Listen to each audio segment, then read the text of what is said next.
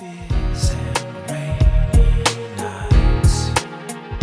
You walk with me, and when I cry out into the night, I know you hear me. Hello, I'm Kimberlie and welcome to RezStyle. I'm here with Gary Davis. Many of you guys know him as Litefoot. And you're here visiting on the Litefoot Ojibwe Reservation in northern Wisconsin. And since your career began back in 1991, you've really evolved from a rapper to an actor to entrepreneur, motivational speaker, all these things. How do you feel about how your career has evolved? It's a pretty eclectic resume now. Some of it is just growth, and just realizing the sky's the limit, and as you move and take on new things and look at new opportunities. But a lot of it, isn't much different than what we've always been doing. I mean, the message has always been there. During all of the concerts, I would always stop and talk, and I guess over the years, that message has been pretty powerful for folks, and it kind of stands alone now. It doesn't require a concert for me to go and rap for people to want to hear the message. And on the other end of it, I guess at the heart of everything, there's always been a business mindset.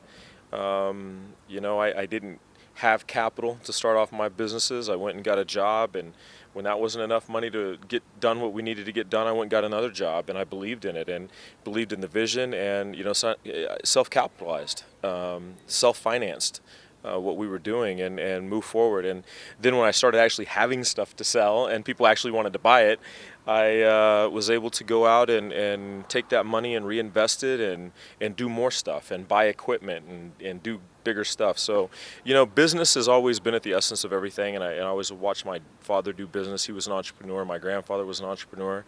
And it's an awesome opportunity now to be able to help Indian country with some of that entrepreneurial spirit, and to also look at higher level advocacy, which I think is something that I've always done, but hone that and focus it to sustainability, self-sufficiency. How do we create economy for our communities? And yeah, so I mean, it's new, but kind of it's not new, This is the easy stuff. Do this work. Do this work, man. Apply yourself. You can accomplish this. Look at what your relatives did. Look at what your relatives did. When you look at Cahokia, right outside of St. Louis, Missouri, and the mounds that they built there. We talk about business. Sometimes people come in and say, oh, wow, Lightfoot, business isn't really a native thing. I'm like, what are you talking about? Business isn't a native thing. It's about the most traditional activity of anywhere any tribe could be involved in. Business has always been a part of Indian country. Business has always been indigenous. And you go back there to that community and you still see, we go to the powwow now and it's almost like it's a new thing to see vendors around the powwow. And man, that's about as old school as you can get. Right there in Cahokia, they still have the foundations of the 10 by 10 places where vendors were for years operating family held and business just in general, with people that came there from all over the place. And I'm not talking about just North America. They found pottery and remnants and minerals and things there that don't come from North America, that don't come from Central America, that don't come from South America. We've got relations that cross seas to get to that place and do business. We've got people that came there and lived and died there. And you see society was beautifully done right there in Cahokia. Did you read that in your history books? Over the last 2 years, you've been going up on Capitol Hill and speaking and about the economics in Indian country. What has brought you to try and bring that to the forefront? Well, right now I serve as president and CEO of the National Center for American Indian Enterprise Development. Of course, we have, our businesses, and it was really important for me to express to the board that while I was honored to take that position, I wasn't going to give up my community work, and I wasn't going to give up what is sort of the lifeblood and at the essence of everything that I've done in Indian country for, going on 30 years. And in this position, I think that we've really worked hard to make sure that folks see it as an organization that's concerned about moving forward opportunity for Indian country and about creating self-sufficiency and sustainability. And in doing that and focusing on that work and really waking up every single day and doing everything that we can to make that actionable, folks, I think, on the Hill have paid attention to that. And, the Senate Indian Affairs Committee has asked me on 2 occasions to testify to Congress about economic development. And I think it's our mission then at that point in time to really give our perspective, of what is working, what isn't working, what needs to happen, what isn't happening enough, and to let them know so that they can do their best as a committee at the Senate to help Indian country make that change that it needs as far as legislation, new policy, oversight of federal agencies that could be doing things potentially better for us. And we need to have that voice up there, because if it's not up there and we're not stating our issues or making sure that they're at the forefront, it tends to not get dealt with. And so I have found myself sitting in front of the Department of Defense and Defense Logistics Agency, making sure they understand the relationship with Indian country and why there are some of the programs that we have there and the importance of consistency. And no, I probably wouldn't have thought about doing some of those things 10 years ago. But the Creator is amazing, and through those experiences that I've had and my journey, they've all sort of stacked and stacked and stacked and led me to the situation that I'm in today. And I don't feel intimidated. I don't feel unqualified. I don't feel any of those things. I feel like I've got such a unique experience in Indian country that I can probably add to the conversation in a way that, because of that journey, that maybe not a whole lot of other people have that perspective, on such a broad scope. Huge teaching moment in my life. That if the Creator has us to do something, let's not get so worried about the process and worried about all the little stuff. Just do the job. Because if we've been put here to do it, we've already got everything we need to do it. We may not know it. We may not have ever used it before. But if you get put in that situation and the Creator gives you that opportunity, you've already got everything you need. And from standing on the set of Indian in the Cupboard, when I walked in the door and I'm like going, oh my God. I mean, I've been in so many of those oh my God moments. Like, So it's the 20th anniversary of Indian in the Cupboard. Wow. Has your kids watched Indian in the Cupboard? That makes me feel younger by the minute. Yeah, but I mean, it's not like, hey, kids, go watch Indian in the Cupboard. Have you watched Indian in the Cupboard today? They've, my son, my 5-year-old, who's awesome and just a 24-hour-a-day rock star, a ton of energy, is watching this reel. We put together a reel a few months back to kind of, encapsulate all the film and TV work that I've done. And he goes, so he's watching it. He watched it. It's like about 4 minutes. It's like a little short thing. And he watches. He's like, you can see he's like looking at the screen, and he's looking at me, and he's looking, and it gets done, and he goes, "Why are you an actor?" I'm like, there you go. There you have it, ladies and gentlemen. But it's pretty awesome. For 20 years to have passed and it still be as relevant and meaningful as a film. I guess it wouldn't be a reach to call it a classic at this point. It's everything that everybody would have hoped for when we were making it, that it would last and that it would mean something. And, I remember the director telling me, hey, look, show up every day, because once it's in the can, once we've recorded it, once we've filmed it, it's forever. And he would say that. And I would really think about that. And so everybody put such an intense amount of work into that. And, Tracy Shenandoah, Joanne Shenandoah from up in New York at Onondaga, to come down and add the authentic, nature and guidance and consulting to make sure we did our job well and, bringing the character to life. So it's awesome. I got the special featurette thing there. Nobody else got, the opportunity to do that. So I thought that was pretty cool.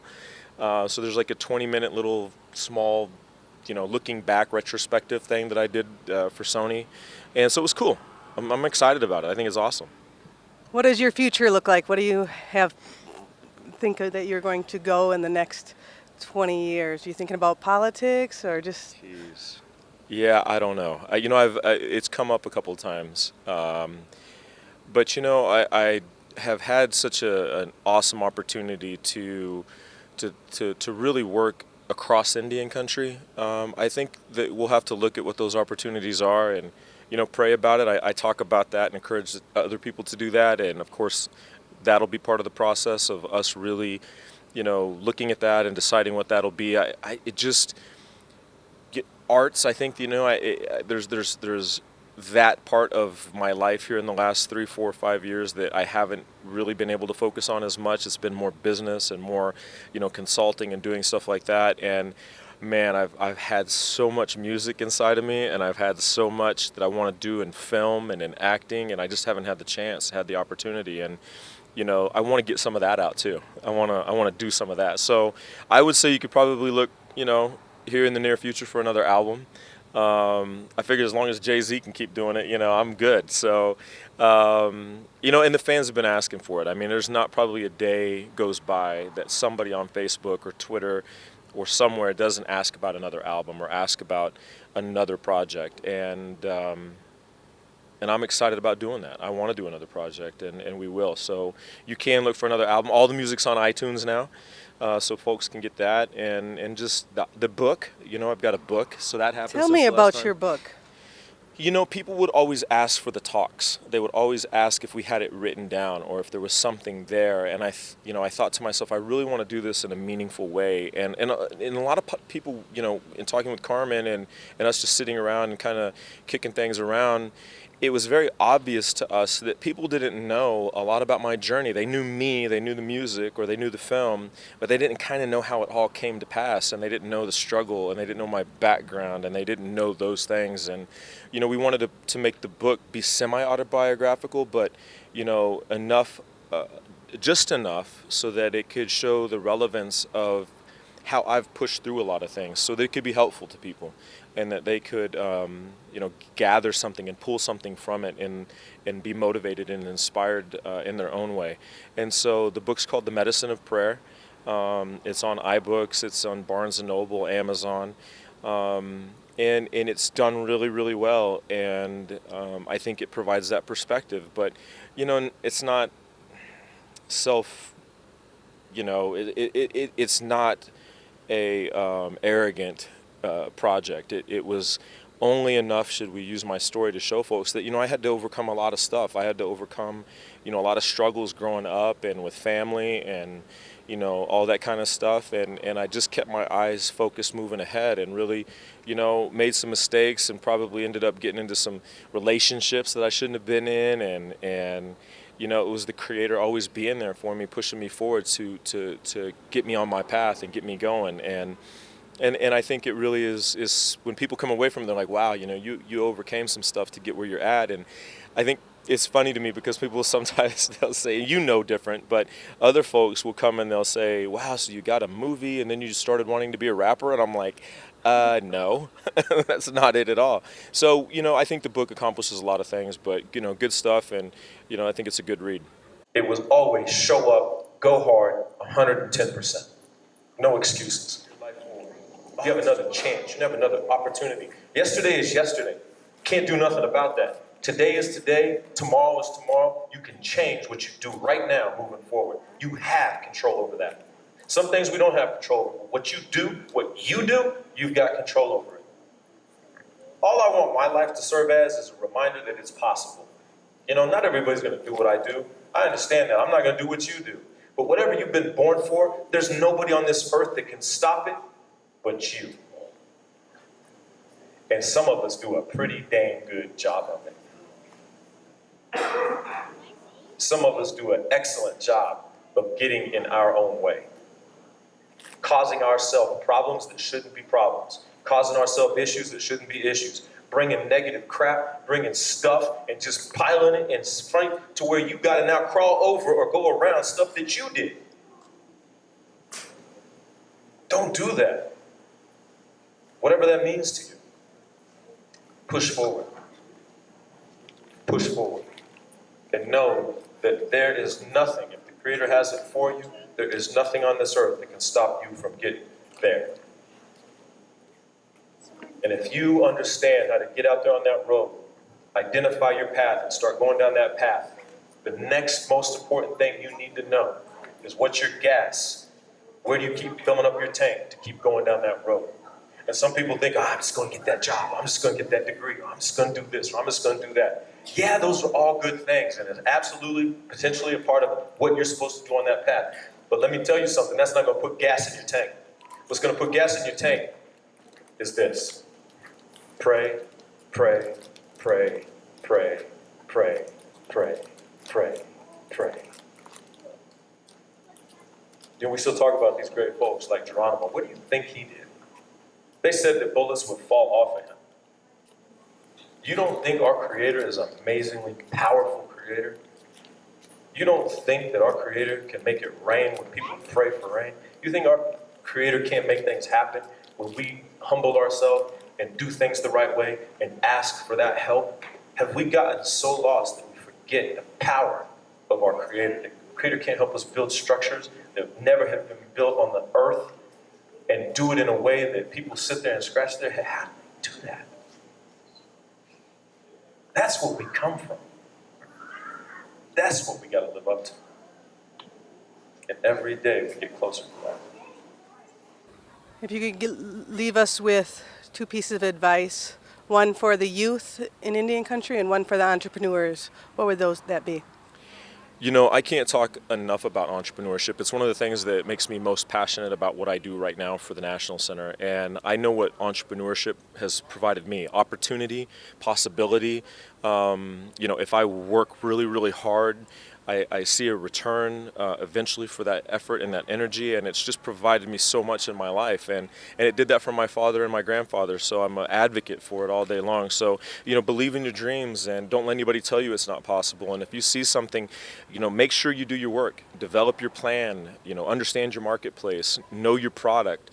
It's not about what you want, it's about the product and the service that you provide, and make sure that you know, spend the energy and the time preparing to go to war with your product and your company before you step on the battlefield. The biggest part of the fight is before you get out there and before you launch.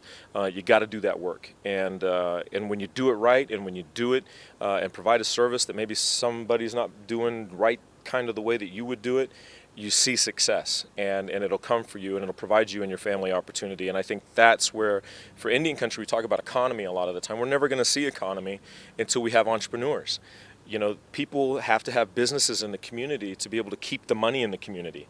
And so that's a large part of our responsibility, to find out how to make that happen. And every day that's our work today. As far as for the youth, you know, whatever it may be, don't let other people define you. Don't let other people bucket you. Don't let other people kill your dream, whatever that it is. You know, you've been put here on this earth to do something. You've been put here to accomplish something, and that's the Creator. That's not any individual or human being that did that. That's something that you were born to accomplish, and find out what that is. Find out what that passion that you were born to accomplish, and whatever pursuit it is. And if nobody else has done it, we may just be waiting for you to do it. And that is something that's a very personal journey. It's not something that you should expect everybody else to understand. And understand, most importantly, that as you begin to do that journey, and even if nobody gets it, that you always have the Creator, and you always have your prayers, and that's what will sustain you. That's what will give you the strength to move forward. I talk a lot about that in my book. That medicine, you know, when somebody's sick or when somebody's hurt, you know, we give that medicine so that we can get them better. And there is medicine in prayer, and it sustains us, and it can move us forward, and it can help us. So don't forget that. You know, don't let people reduce that to something that's not powerful or meaningful or has incredible value. That's how we continue to push forward when we need that strength and that support. So understand that it's all possible. Understand that, you know, your life has incredible value, and you're born for absolutely a reason. You're not here to survive. You're here to live. And don't get into that mode of surviving. Don't get in that mode of it's just another day and, you know, I'm just going to kind of do time here. Get out there. Make sure that you make the most and spend every single day towards what it is you've been born to accomplish. And keep your head up. You know, it's tough. It's a lot of things out there against us in the world, but, you know, you can do it. And you can make it happen, and you can accomplish it. And I hope that if everybody else is telling you no, that at least my life has shown you I'm able to accomplish things. I'm no better than you. And if I've been able to do it, you can do it. You have a website where people can get your music and your book and learn more? Yeah, Litefoot, Litefoot.com. All the music now is on iTunes, so we don't really sell the music on the website anymore. So you can go to iTunes, Google Play, Amazon, wherever you find a digital store. It's on Spotify, Apple Music. You can stream it, so you can listen to it wherever you want. And then the book is on iBooks, Amazon, Barnes & Noble, wherever you want to get the book. And then Facebook, facebook.com/Litefoot, Twitter, @Litefoot, same for Instagram. Just everywhere? YouTube, Vimeo. My wife is trying to get me to be on Snapchat, and I'm like, are you kidding me? Like, I got one more social media thing to manage. I'm probably gonna get on Snapchat too. I can't even remember what my Snapchat is, but anyway, follow me. I would love to have you guys. I'm the only one that pays attention to my Facebook page. I still, I feel like it's a way to engage folks. So I'm definitely going to be the one that responds to if you email me. It might take a minute sometimes, but I will be the one that responds. So, thank you guys for your support, and everybody out there in Indian Country. I appreciate you. Well, thank you for joining me. It's Kimberlie Acosta on And thank RezStyle, you for Indian you Country and for all TV. you've done for all these years. Thank you for constant being that voice, constantly being the voice, and being out there covering these things and helping everybody out there grow and reporting from Indian Country. We started our career the same year. Well, there you go. See? And we're both still 23. Right, exactly. There you go. You're the best, thank you. Good stuff. But don't think for a second that the creator doesn't have something for you to do. Don't think for a second that the creator can't make that open up for you and you can get pushed forward and you can find all of the things that you've been put here on this earth to do. It is possible now, like it's possible. It's just, I would encourage you, don't wait 10 years, don't wait 20 years, don't wait 30 years. Don't put yourself through all the obstacles. If you can come to it now, man, come to it now. Spread my wings, I'm in flight to stay fly. From deserts to oceans, you can see me in motion. Whole world against me, God, what's my odds? A lot to a little, like that shit's a riddle. Had clarity from day one, could see this. Man upstairs gave a dream, put me in it. They say I'm ambitious, a little too much. Don't understand, I win, say I've won enough.